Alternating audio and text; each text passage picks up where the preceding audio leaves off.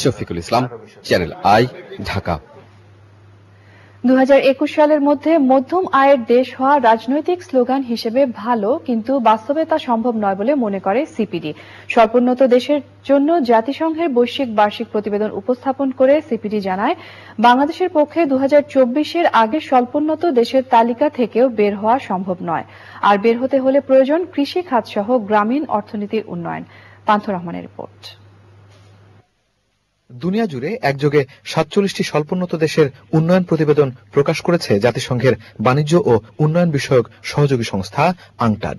সংবাদ সম্মেলন করে বাংলাদেশের অবস্থান ব্যাখ্যা করে centre for policy dialogue CPD. মাথাপিছু আয়, মানব সম্পদ এবং অর্থনৈতিক ঝুঁকি সূচক বিবেচনায় কিছু ক্ষেত্রে বাংলাদেশের উন্নতি হলেও তা স্বল্পোন্নত দেশের তকমা মুছে ফেলতে যথেষ্ট নয় বলে জানায় সিপিডি। বলে, স্বল্পোন্নত দেশের তালিকা থেকে বেরোতে হলে মানব সম্পদ উন্নয়নের পাশাপাশি কৃষি অবকাঠামো সহ গ্রামীণ অর্থনীতির উন্নয়ন জরুরি। কেউ কেউ বলছেন যে 2021 সালে তারা উচ্চ মধ্য আয়ের দেশে যাবে। আসলে মধ্য আয়ের দেশে বলে ওনারা উচ্চ বলতে চাচ্ছে। মাঝখানে কেউ কেউ আবার বুদ্ধি করে আরেকটা ক্যাটাগরি বের করেছিলেন, মধ্যম আয়ের দেশ। এই বলে কিছু নাই পৃথিবীর। তো উচ্চ মধ্যম আয়ের দেশে যেতে হলে আপনার এখন আছে আপনার $1100 মাথা পিছু আয়। আপনার ওখানে যেতে হবে 4125। হ্যাঁ, 5-6 বছর সময়ে আপনার মাথা পিছু আয়কে 4 গুণ বানানো, এটা নিঃসন্দেহে বড় ধরনের বৈজ্ঞানিক আবিষ্কারের দরকার পড়ে। তো অনেকেই বিবেচনা না করে বিভিন্ন ধরনের শব্দ পরিসংখ্যান ব্যবহার করেন, যেগুলি রাজনৈতিক স্লোগান হিসেবে ঠিক আছে, কিন্তু অর্থনৈতিক বিবেচ্য হিসেবে খুব যুৎসই না আর কি।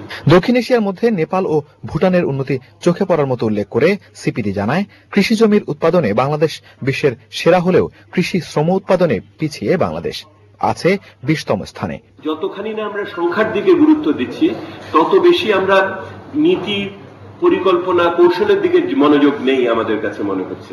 ওইটাতে মনোযোগ নিয়ে আসতে হবে। ওই মনোযোগের জন্যই আজকের আলোচনা যে গ্রামীণ অর্থনীতির বৈপ্লবিক রূপান্তর ব্যতিরেকে পৃথিবীর কোন দেশ নিম্ন মধ্য আয়ের দেশের থেকে উচ্চ মধ্য আয়ের দেশে যেতে পারেনি। বাংলাদেশও এটা না করে যেতে পারবে না। আয় বলেন, হিউম্যান অ্যাসেট ইন্ডেক্স বলেন বা ভালনারেবিলিটি ইন্ডেক্স বলেন, তিনটির সাথেই তো একটা স্থিতিশীল আবহ অর্থনৈতিক উন্নয়নের, সেটা খুবই গুরুত্বপূর্ণ। সুতরাং আলাদাভাবে না থাকলেও ওইটার কিন্তু একটা অভিঘাত তিনটি সূচকের উপরেই কিন্তু পড়বে।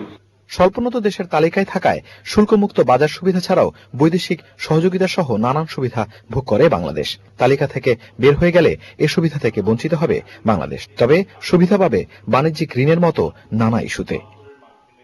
পান্থ রহমান, চ্যানেল আই, ঢাকা।